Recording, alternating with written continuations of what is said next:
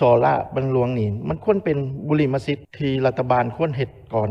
การสอราบรรลวงในรัฐเฮายังเป็นเรื่องปกติเกินไปโพดเพราะว่า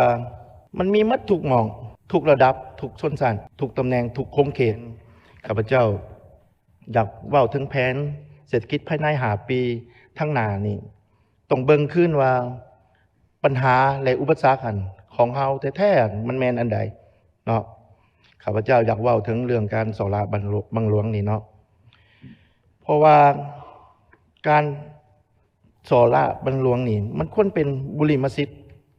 เนาะที่รัฐบาลควรเฮ็ดก่อนเนาะเฮียนบรรดาทาน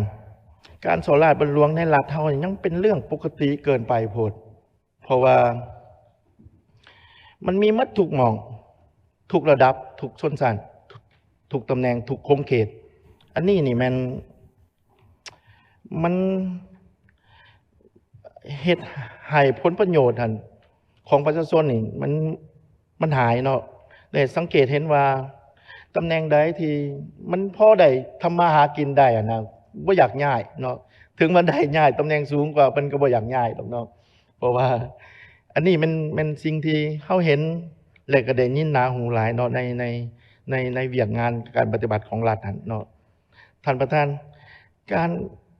ารคนที่โกงประเทศชาตินี่นะประชาชนนี่ในสังคมลาวเฮายังมีจุดยืนอยู่สำหรับพวกนี้เนาะคนยังนับหน้าถือตาถือว่ายังให้เกียรติหลายนะอยู่ในสังคมเฮาเนาะการประมูลโครงการคือกันยกราคาสูงเกินไปโดยเฉพาะแม่นการพัฒนาพื้นฐานโครงรางเส้นถนนหนทางนี่แม่นอันตรายสุดเว้ามาจักปีแล้วเนาะพวกเขายังแบบเฮ็ดบ่ได้นะเพราะว่าบางอันนี่นะโดยเฉพาะเงินกู้นี่นะแห้งคักเป็นเงินสดนี่มันแห้งหอมหวนเนาะที่สุดเขาแห้งอยากได้โครงการลักษณะจังซี่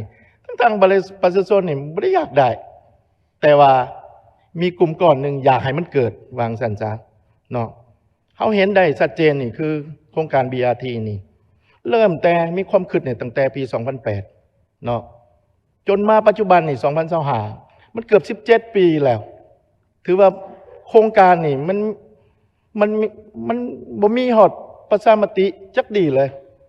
เฮาบ่เคยเอามาขึ้นมาอยู่ในสภานี่เนาะหรือพวกทานเฮ็ดสำรวจเองจ้าง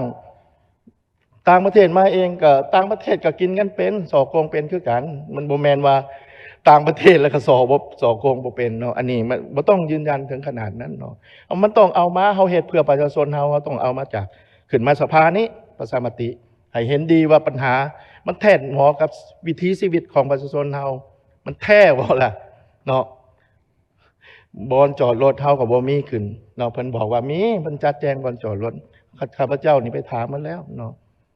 พ่อแม่พี่น้องย่างอยู่ในซอยนี่ขึ้นมามันยากมันลำบากอีหลีเนาะตัวนี้นี่แม่นพวกเฮานี่ควรเบิ่งคืนเนาะตัวนี้เพราะว่าการเฮ็ดโครงการหนึ่งมันบ่แม่นการทดลองเลยเนาะร้อยก็ล้านเกือบ100ก็ล้านเหรียญนี่มันบ่แม่นของหลินเนาะมันเป็นหนี้ของชาติพวกเฮาต้องระมัดระวังฉะนั้นการปราบปรามสอราบรรลวงนี่มันควรเอาขึ้นมาเป็นวาระแห่งชาติเนาะสุดท้ายนี่ข้าพเจ้ามีแนวคิด3ข้ออยากเสนอทางรัฐบาลแนวนี้เนาะข้อที่1การปราบปรามสอราบรรลวงนี่เนาะมันหมายความว่ามันแสดงเห็นถึงความรักชาติตามคำขวัญเฮาเลยถ้าเฮารักชาตินะเฮาต้องปราบตัวนี้ให้ได้วางสั่นซะข้อ2การพัฒนาประเทศจะสำเร็จได้นะคณะรัฐบาลนี่ต้องมีความบริสุทธิ์ใจตัดสินใจสุดและก็เด็ดเดียวเด็ดขาดที่3ประชาชนสิทุกข์สิยากสิลำบากเท่าใดก็อย่าเนาะเขาขออย่างเดียวรัฐบาลบริหารประเทศด้วยความซื่อสัตย์และเป็นธรรมให้แก่พวกเขาขอขอบใจท่านประธานเพราะว่าค่าไฟฟ้านี่มันก็ยังเป็นปัญหาอยู่ในนี่เพิ่นว่าบ่มีการจมวาของสังคมที่จริงมันก็มีหั่นแหละประธานแต่ว่าเขาเจ้าบ่มีทางเลือกมันแม่นโมโนโพลีเด้เนาะก็ต้องได้ใช้อยากให้พิจารณาบึงโครงสร้างไฟฟ้านี้คืนเพราะว่ารุดนี่น้อยโพดท่านประธานมันยังกระทบอยู่หั่นนะนี่อยากให้พิจารณาแท้ๆว่าสิเฮ็ดวิธีใดเนาะ ข้าพเจ้าวลีเวชพงศ์สมาชิกสภาแห่งชาติเขตหนึ่งนครหลวงขอมีคำเห็นใส่บทรายงานของรัฐบาลเนาะโดยเฉพาะแม่นบทรายงานของท่านนายกข้าพเจ้าขอเข้าเนื้อหาเลยโดยเฉพาะแม่นภาคที่1ข้อ4การรักษาเสถียรภาพด้านราคาสินค้าอยู่ในนี้เพิ่นมีการปรับปรุงโครงสร้างราคาน้ำมันเชื้อไฟเนาะซึ่งมันกระติดพันกันกับแน่นอนมันกระติดพันกับหลายเรื่องโดยเฉพาะแม่นเรื่องเศรษฐกิจการชีวิตการเป็นอยู่ของประชาชนข้าพเจ้าอยากถามว่าอยู่ในนี้เพิ่นมีการว่าปรับปรุงโครงสร้างราคาน้ำมันเชื้อไฟโดยตัดค่ากองทุนทางค่ายอดสารมาร์เกอร์และกองทุนน้ำมันออกจากโครงสร้างอยากถามว่าตัดแล้วเอาไปใส่ยังได้จ่ายต่อบ่จ่ายอยู่ข้อใดหรือรัฐบาลเอางบประมาณของรัฐบาลถมคุมอันนี้อยากขอความกระจ่างแจ้งเนาะแล้วถ้าว่าได้ตัดออกเลยแม่นข้าพเจ้าอยากเสนอเลยว่าขอให้ตัดมาร์เกอร์ออกเลยเนาะเพราะว่าตัวนี้บ่ได้ประโยชน์อย่างแม่นประโยชน์น้อยที่สุดรัฐบาลบ่ได้แล้วมาเพิ่มต้นทุนให้ประชาชนซื่อๆในเรื่องค่าน้ำมันอันนี้ขอให้ซี่เก็บบ่แล้วเก็บอยู่ใส่คือข้าพเจ้าได้เสนอหั่นเนาะบัดนี้ข้อที่2แม่นอยากเว้าถึงเรื่องกำหนดการแก้ไขระยะ6 เดือนท้ายปีนี้โดยเฉพาะแม่นราคาไฟฟ้าได้เว้าชัดเจนว่า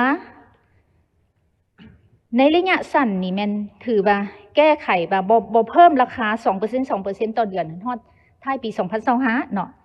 บัดนี้ฮอดท้ายปี2025เด้สิเก็บ 2% ต่อบ่ก็อยากให้ท่านรัฐมนตรีมาชี้แจงเนาะแล้วปี2026หาปี2029นี่ระยะกลางนี่ก็ในเวลาชี้แจงก็อยากให้เห็นทิศทางเลยว่าสิแก้ไขจังใดและระยะยาวฮอดปี2029เพราะว่าค่าไฟฟ้านี่มันก็ยังเป็นปัญหาอยู่ในนี่เพิ่นว่าบ่มีการจมวาของสังคมที่จริงมันก็มีนั่นแหละประธานแต่ว่าเขาเจ้าบ่มีทางเลือกมันแม่นโมโนโพลีเด้เนาะก็ต้องได้ใช้เพราะฉะนั้นในเรื่องของค่าไฟฟ้านี่ถือว่ายังลดน้อยหลายถ้าเทียบใส่กันกับการกระโดดขั้นของราคาไฟฟ้ามันมาติดพันกับตัวข้อ9ปฏิรูปรัฐวิสาหกิจนี้เนาะว่ารัฐวิสาหกิจไฟฟ้าลาวได้สุ่มใส่การปลดโครงสร้างและโดยเฉพาะแม่นได้โอนหนี้สายทรงของ EDLT นี่โอนหนี้ของไฟฟ้าลาวหันไปให้ EDLT รับผิดชอบเพื่อเฮ็ดให้ไฟฟ้าลาวนี่ลดเพื่อให้หนี้สินของไฟฟ้าลาวลดลงสามารถสร้างสภาพคล่องให้ไฟฟ้าลาวนั้นเพราะฉะนั้นตัวนี้แสดงว่าหนี้ของไฟฟ้าลาวลดลงมันติดพันกับราคาไฟฟ้าของประชาชนนี่อยากให้พิจารณาบึงโครงสร้างไฟฟ้านี้คืนเพราะว่าลดนี่น้อยโพดท่านประธานมันยังกระทบอยู่นะนี่อยากให้พิจารณาแท้ๆว่าสิเฮ็ดวิธีใดเนาะเพราะว่าถ้าโอนหนี้จังซี่นี่ข้าพเจ้าก็อยากถามอยู่ว่าเฮาเข้าใจว่าไฟฟ้าลาวนี่ในแง่เป็นหุ้นส่วนนี่อาจจะบ่มีเงินไปสมทบนำข้าเจ้าบ่หรืออีหยังกันแล้วแต่เนาะแต่ก็อยากให้ประเมินผลให้ผลเสียว่าเครื่องสายส่งนี่มันเป็นหัวใจมันเป็นคอหอยธุรกิจคอหอยของประเทศเนาะและในทุกการที่เขาจะให้หุ้นข้าเจ้าหลายกลัวหรือน้อยกลัวทุกวิสาหกิจที่รัฐบาลขายหุ้นที่เป็นธุรกิจคอหอยขออยากให้ระบุใส่มาตราหนึ่งว่ารัฐบาลมีสิทธิ์ขอซื้อคืนได้ซื้อคืนแบบใดในราคาไล่เลี้ยงกันแบบใดเว้ากันแต่ต้นเลยเพื่อความโปร่งใสและเป็นธรรมทั้งสองฝ่ายเนาะอันใดที่เป็นธุรกิจคอหอยเวลาเขาเข้มแข็งแล้วอยากให้ซื้อคืนเนาะเพราะว่าสายทรงนี่มันเป็นเส้นเลือดใหญ่เลยเด้ประธานทุกเขื่อนต้องมีสายส่งบ่ซั่นขายไฟฟ้าบ่ได้แต่ปัจจุบันนี้เฮาก็ยังสะสายอยู่เฮาห่วมบ่ได้ธรรมดาตัวนี้มันรัฐบาลลงทุนอันอยู่ประเทศใดเขาเจ้าก็บ่ให้เอกชนลงทุนตัวนี้แต่ว่าด้วยความจำเป็นของเฮาหรือแนวใดก็วิธีแก้ปัญหาเนาะข้าพเจ้าก็เข้าใจแต่ถึงจังใดก็อยากให้พิจารณาบึงผลให้ผลเสียและผลได้รับของเฮาในอนาคตแต่ในเมื่อบ่ดึงออกจังซั่นก็อยากให้ขอพิจารณาค่าไฟฟ้าคืนขอเป็นเอกภาพแล้วในข้อนึงเนาะในนี้ข้าพเจ้าเห็นว่ารัฐบาลเอกภาพถือว่าเฮาถือหุ้น 51% ของการบินลาวเทื่อแล้วนี่หั่นทางผู้ลงทุนขอถือ 51% แต่ว่าทางสมาชิกสภาพวกเขาก็ได้ท้วงติงเนาะว่าเฮาบ่อยากให้ในเมื่อเนื่องจากการบินลาวมันติดพันกับความมั่นคงทางอากาศ หรือหลายด้านทั้งสมาชิกสภาก็ได้คัดค้านว่าบ่อยากให้ทั้งผู้ถือหุ้นใหม่ที่จะเข้ามาซื้อหุ้นหันถือ51ซึ่งในนี้ทางรัฐบาลได้รายงานว่าทางเฮาได้ถือหุ้น51%อันนี้ข้าพเจ้าขอชมเชยและขอขอบใจที่ฟังเสียงของสมาชิกสภาพวกเฮาเนาะและอีกประเด็นหนึ่งแม่นข้าพเจ้าอยากขอเว่าเรื่องข้อเสนอที่3ของรัฐบาลอยู่ในคำถามโจทย์จิ้มของท่านประธานเนาะข้อเสนอที่3ที่ทั้งนายกได้เสนอหันว่าบ่อยากระบุ6คาดหมายใส่มติสภาในความจริงนี่ข้าพเจ้าอยากให้ระบุเนาะแต่ถ้าสมมุติบ่ได้แท้ๆนะแนวใดก็ที่จริงมันบ่มีอีหยังที่ละเอียดอ่อนดอกตัวนี้พออยากบ่อย่างนี่ปริมาณ M2 หรือว่ายอดเงินเหลือยอดเขาเอิ้นว่ายอดเงินกู้หรือเงินฝากนี่ก็มีการรายงานประจำอยู่แล้วและทาง BOL นี่ก็ต้องได้คุ้มอยู่แล้วเนาะถ้าว่าออกนอกกติกานี้เสถียรภาพทางด้านการเงินมันก็ต้องมีปัญหาค่ะพระเจ้าเชื่อว่าตัวนี้คุ้มอยู่แล้ว3ข้อนี้หับได้เนาะเส้นเดียวกันกับขอสนับสนุนนั้นข้อเสนอของขออนุญาตสื่อทันสสสุวรรณีเขต11เนาะถือว่าในบทของเพิ่นแจ้งหลายเป็นคำเห็นเดียวกันกับของข้าพเจ้าซึ่งข้าพเจ้าจะบ่ขอเว้าคืนแต่ขอเน้นในเรื่องของ6มาตรการนี้ฉะนั้นอัตราแลกเปลี่ยนขอให้ลงในมติเพราะอันนี้สำคัญหลายเนาะบ่อยากให้ออกกรอบอื่นเพราะมันกระทบแฮงตัวที่2แม่นรายรับจากเงินตราจากการส่งออกตัวนี้ก็อยากให้ระบุในมติแล้วตัวที่3แม่นตัวตลาดเงินทุนนี่จังได้ก็อยากให้สภานี่ซุกนิ้วให้รัฐบาลสร้างความเข้มแข็งให้ตลาดเงินทุนตัวนี้ให้เข้มแข็งเพราะมันก็เป็นแหล่งหนึ่งที่ระดมทุนให้บรรดาวิสาหกิจต่างๆเนาะอันนี้แม่นข้าพเจ้ายังมีข้อเสนอสุดท้ายประธานค้ำขวัญนี่เพิ่นสิใช้ใน5ปีก็บ่แม่นว่าใช้ยาวไกลเนาะแต่ว่าคำว่าปลุกระดมนี่เสนอเอาออกใช้คำว่าส่งเสริมแทนส่งเสริมจิตใจรักชาติและพัฒนาอย่างแข็งแรงตั้งหน้านี่เอาออกเลยซะมันคือว่าบ่เป็นคำศัพท์คำขวัญปานใดเนาะแล้วก็จุดสร้างเศรษฐกิจเอกราชเป็นเจ้าตนเองพัฒนาเศรษฐกิจสังคมสีเขียวยืนยงให้เอาขึ้นมาตัวนี้แทนที่เสียไปสุดท้ายนะพัฒนาเศรษฐกิจสังคมสีเขียวยืนยงนำใส่ทุกทาแห้งอย่างมีประสิทธิผลมันสิเป็นคำจบเจ้าขอขอบใจท่านประธาน